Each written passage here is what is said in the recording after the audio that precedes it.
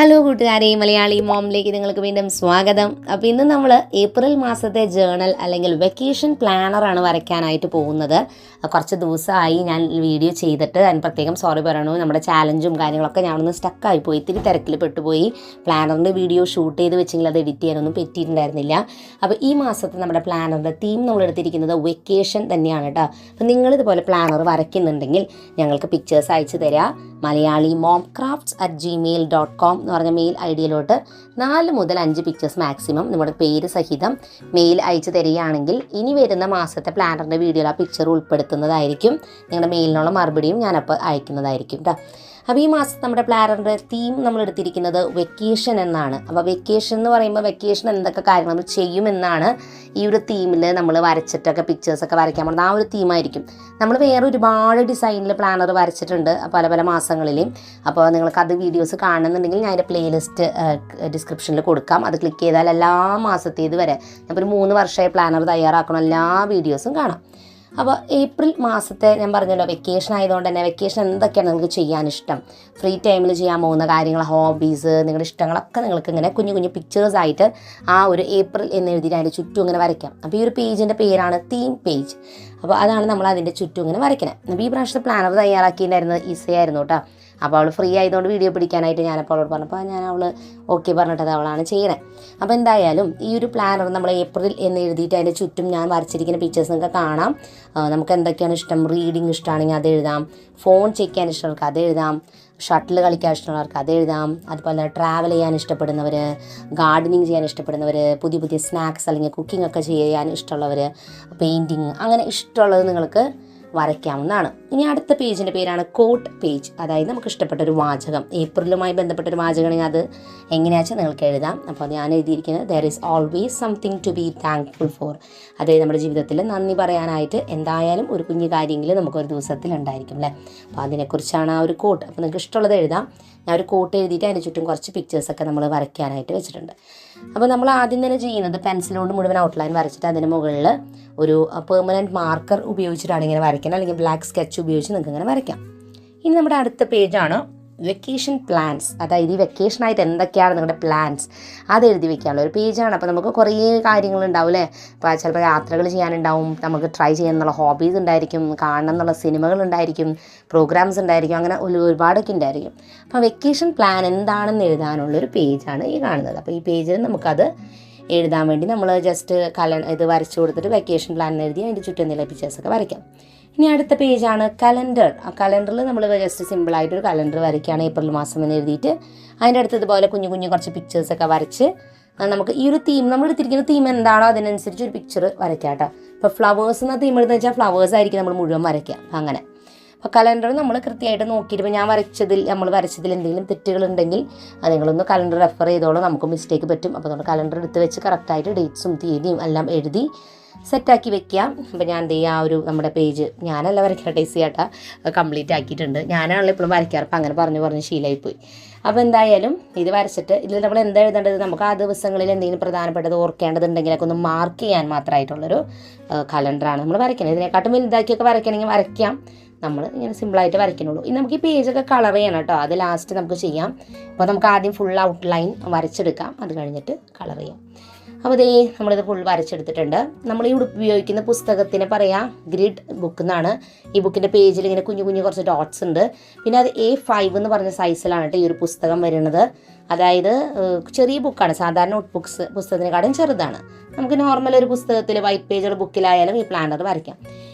ഇനി അടുത്തത് നമ്മുടെ പേജിൻ്റെ പേരാണ് മൂഡ് ട്രാക്കർ. അതായത് നമ്മുടെ ഒരു ദിവസത്തെ മൂഡ് എങ്ങനെയാണെന്ന് മാർക്ക് ചെയ്യാനുള്ളൊരു പേജാണ്. അതെങ്ങനെ ഉപയോഗിക്കാമെന്ന് വഴിയെ ഞാൻ പറഞ്ഞു തരാം. ഇതിനിപ്പോൾ ഞാൻ ആദ്യം വരയ്ക്കുന്നത് നമ്മൾ ഇഷ്ടമുള്ള ഡിസൈനിൽ വരയ്ക്കാം. ഈ പ്രാവശ്യം വരയ്ക്കുന്നത് ഒരു കുട്ടി ഇങ്ങനെ കിടന്ന് ഉറങ്ങാണ്, പുതപ്പൊക്കെ ഇട്ട് നല്ല സുഖമായിട്ട് ഉറങ്ങാണ്. അപ്പോൾ വെക്കേഷൻ നമുക്ക് റിലാക്സ് ചെയ്യാനും റെസ്റ്റ് എടുക്കാനൊരു സമയം കൂടിയിട്ടാണ്. അപ്പോൾ നമ്മളൊന്ന് റിലാക്സ് ചെയ്യണമെന്ന് ഓർമ്മപ്പെടുത്താനാണ് ഈ ഒരു പിക്ചർ. ഇത് വരച്ചിട്ട് നമ്മൾ ആ ബ്ലാങ്കറ്റുമേ ഒരു എന്താ പറയുക 30 ബോക്സസ് നമ്മളൊന്ന് വരച്ചു കൊടുക്കുക ഇതുപോലെ. അപ്പോൾ അത് വരച്ചു കൊടുത്തിട്ട് അത് ആ ബെഡ്ഷീറ്റിൻ്റെ ആ ഒരു ഡിസൈൻ പോലെ നമ്മൾ ഉദ്ദേശിക്കുന്നത്. എന്നിട്ട് ആ ഒരു ബോക്സുകളുടെ ഉള്ളിൽ ഓരോ ദിവസവും തീയതികൾ എഴുതാം. 1 മുതൽ 30 വരെ അല്ലെങ്കിൽ 31 വരെ ആണെങ്കിൽ 31 വരെയുള്ള തീയതികൾ നമ്മൾ മുഴുവൻ എഴുതി കൊടുക്കുക.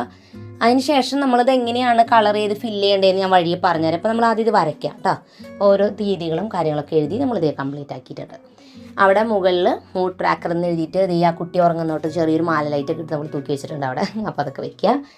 ഇനി അതിൻ്റെ തൊട്ടപ്പുറത്തുള്ള പേജിൻ്റെ പേരാണ് ഗോൾസ്. അതായത് നമ്മുടെ ലക്ഷ്യങ്ങൾ. ഈ മാസം നമുക്ക് എന്തെങ്കിലും ലക്ഷ്യങ്ങൾ, വെക്കേഷൻ പ്ലാൻ എന്ന് നമ്മൾ പറഞ്ഞിട്ടുണ്ടായിരുന്നു, അത് വേറെയാണ്. ഗോൾസ് എന്ന് പറയുന്നത് നമ്മൾക്ക് അച്ചീവ് ചെയ്യണം എന്നുള്ള എന്തെങ്കിലും കാര്യങ്ങളാണ് നമ്മൾ എഴുതേണ്ടത്. അപ്പോൾ അത് നമുക്ക് എഴുതാം. ഇനി അതെല്ലാം നിങ്ങൾക്ക് വേറെ എന്തെങ്കിലും എഴുതണമെങ്കിൽ എഴുതാട്ടോ, റുട്ടീനോ അങ്ങനെയൊക്കെ എഴുതണമെങ്കിൽ അങ്ങനെ എഴുതാം, നിങ്ങളുടെ ഇഷ്ടം. അപ്പോൾ നമ്മൾ ഇതാണ് എഴുതിയിരിക്കുന്നത്. അപ്പോൾ അത് എഴുതി അവിടെ ഒരു കുട്ടിയുടെ പിക്ചറും കൂടി വരച്ചു കൊടുത്തു. പെൻസിൽ കൊണ്ട് വരച്ചൊക്കെ നമ്മൾ അപ്പം മാച്ച് കളയുക, കാരണം കളർ ചെയ്യുമ്പോൾ അത് അത്ര ഭംഗി ഉണ്ടാവില്ല അല്ലെങ്കിൽ. ഇനി നമ്മുടെ ഫൈനൽ പേജ് എന്ന് പറയുന്നത് ടു ഡു ലിസ്റ്റ് എന്ന് പറഞ്ഞിട്ടുള്ള പേജാണ് നമ്മൾ വരയ്ക്കുന്നത്. ഈ ഒരു പേജിൽ ഓരോ ദിവസത്തെയും കാര്യങ്ങൾ എഴുതാനായിട്ട്, ഡീറ്റെയിൽ ആയിട്ട് എഴുതാനായിട്ടുള്ള ഒരു സെക്ഷനാണ്. അപ്പോൾ നമ്മൾ ഒരു പേജിൽ തന്നെ 9 ബോക്സസ് ആയിട്ട് തിരിച്ചിരിക്കുകയാണ്. എന്നിട്ട് നമ്മൾ എല്ലാ തീയതികളും ദിവസമൊക്കെ എഴുതി കൊടുക്കുക. നിങ്ങൾക്ക് വലിയ ബോക്സ് വരയ്ക്കണമെങ്കിൽ അങ്ങനെ വരയ്ക്കാം, ചെറുത് വേണമെങ്കിൽ ചെറുത് വരയ്ക്കാം. ഇത് വരച്ചിട്ട് അന്നാന്ന ദിവസം എന്തൊക്കെ ചെയ്യണമെന്ന് കൃത്യമായിട്ട് അതിൽ എഴുതി വയ്ക്കാം. സാധാരണ ക്ലാസ്സുള്ള ദിവസങ്ങളൊക്കെയാണ് നമുക്ക് ഹോംവർക്ക് ആയാലും എഴുതാനും അങ്ങനെയൊക്കെയാണ് ഈ ഒരു സെക്ഷൻ ഉപകാരം. പക്ഷെ വെക്കേഷൻ നമ്മൾ അധികം ഒന്നും എഴുതി വെച്ചിട്ട് കാര്യങ്ങളൊന്നും ചെയ്യാറൊന്നുമില്ല അല്ലേ. എന്നാൽ എന്തെങ്കിലും അങ്ങനെ എഴുതി വെക്കണം എന്നുണ്ടെങ്കിൽ നിങ്ങൾക്കിതുപോലെ ടു ഡു ലിസ്റ്റ് എന്ന് പറഞ്ഞ സെക്ഷനും കൂടി ഉണ്ടാക്കാം. അപ്പോൾ ഇത്രത്തോളമാണ് നമ്മുടെ പേജസ് വരുന്നത്. അപ്പോൾ തീം പേജ്, കോട്ട് എഴുതി, പിന്നെ എന്താണ് വെക്കേഷൻ പ്ലാൻ, കലണ്ടർ, അതുപോലെ തന്നെ goals, mood tracker, finally to do list വരച്ചു. ഇനി നമുക്കിത് ഫുള്ളായിട്ടും കളർ ചെയ്ത് കൊടുക്കാം. നിങ്ങൾക്ക് ഒരു കളർ തീം വേണമെങ്കിൽ അങ്ങനെ ചെയ്യാം, അല്ലെങ്കിൽ കളർഫുള്ളായിട്ട് ചെയ്യണമെങ്കിൽ അങ്ങനെ ചെയ്യാം. നമ്മൾ കുറച്ച് കളർഫുള്ളായിട്ടുള്ള രീതിയിലാണ് ചെയ്തിട്ടുള്ളത്. അപ്പോൾ അത് ഫുള്ളായിട്ടും ഇനി കളർ ചെയ്തെടുക്കാം.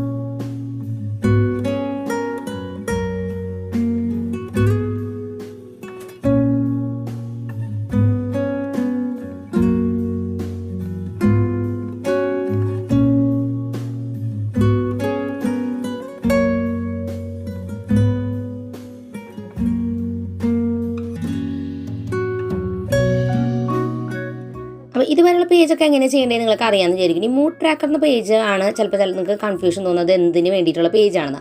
അപ്പോൾ നമ്മുടെ ഫീലിങ്സ് മാർക്ക് ചെയ്യാനുള്ള ഒരു പേജാണ്. ഓരോ ദിവസം നമ്മുടെ ഫീലിങ്സ് എന്താണെന്ന് മാർക്ക് ചെയ്യാനുള്ള ഒരു പേജാണ്. അപ്പോൾ അത് മാർക്ക് ചെയ്യാൻ നമ്മളിപ്പോൾ എക്സാമ്പിൾ പറഞ്ഞാൽ ഹാപ്പിനെസ് നമുക്ക് മാർക്ക് ചെയ്യണമെന്നുണ്ടെങ്കിൽ അതിനൊരു കളർ നമ്മൾ തീരുമാനിക്കുകയും ആ കളർ നമ്മൾ ആ 1-ാം തീയതിയിൽ നമ്മൾ ഹാപ്പി ആണെങ്കിൽ ആ കളർ അതിൽ അടിച്ചു കൊടുക്കുക. അപ്പോൾ ഹാപ്പി, സാഡ്, ഓക്കെ, ആംഗ്രി, ഇങ്ങനെ 3 ഫീലിങ്സ് നമ്മൾ എഴുതിയിരിക്കുന്നത്. ഇനി ഓരോ ഫീലിങ്സിനും നമ്മൾ ഓരോ കളേഴ്സ് കൊടുക്കണം. അപ്പോൾ ഹാപ്പി എന്ന് പറഞ്ഞ ഫീലിങ്ങിന് നമുക്കൊരു പിങ്ക് കളർ കൊടുക്കുകയാണെങ്കിൽ ആംഗ്രി എന്ന് പറഞ്ഞ ഫീലിങ്ങിൽ നമ്മളൊരു പീച്ച് കളർ കൊടുത്തിരിക്കണം. പിന്നെ ഓക്കെ എന്ന് എഴുതി കൊടുത്ത് നമ്മളൊരു യെല്ലോ കളർ, സാഡ് എന്നുള്ളതിനൊരു പിങ്ക് കളർ പോലത്തെ കൊടുക്കണം. അപ്പോൾ നമ്മൾ എന്താ ചെയ്യേണ്ടതെന്ന് വെച്ചാൽ ഹാപ്പിയാണ് നമ്മുടെ ആ ദിവസത്തെ ഫീലിംഗ് എന്നുണ്ടെങ്കിൽ നമുക്ക് 1-ാം തീയതിയിൽ ഹാപ്പി എന്ന ഇതിൻ്റെ കളർ ഏതാണ് കൊടുത്തിരിക്കുന്നത് ആ കളർ അതിൽ കളർ ചെയ്ത് കൊടുക്കുക. അങ്ങനെ ഓരോ ദിവസവും വ്യത്യസ്തമായ കളറിലുള്ള ഒരു മൂഡ് ട്രാക്കർ ആയിരിക്കും നമുക്ക് കിട്ടുക. ഇനി നമ്മുടെ ഫൈനൽ പേജും കൂടി കളർ ചെയ്ത് കംപ്ലീറ്റ് ചെയ്യുന്നതോടുകൂടി നമ്മൾ പ്ലാനർ, ഈ പ്രാവശ്യത്തെ സിമ്പിളായിട്ടുള്ള വെക്കേഷൻ പ്ലാനർ റെഡി ആയിട്ടുണ്ട്. ഇനി നമുക്ക് പ്ലാനറിൻ്റെ മുഴുവൻ പേജസും കാണാം.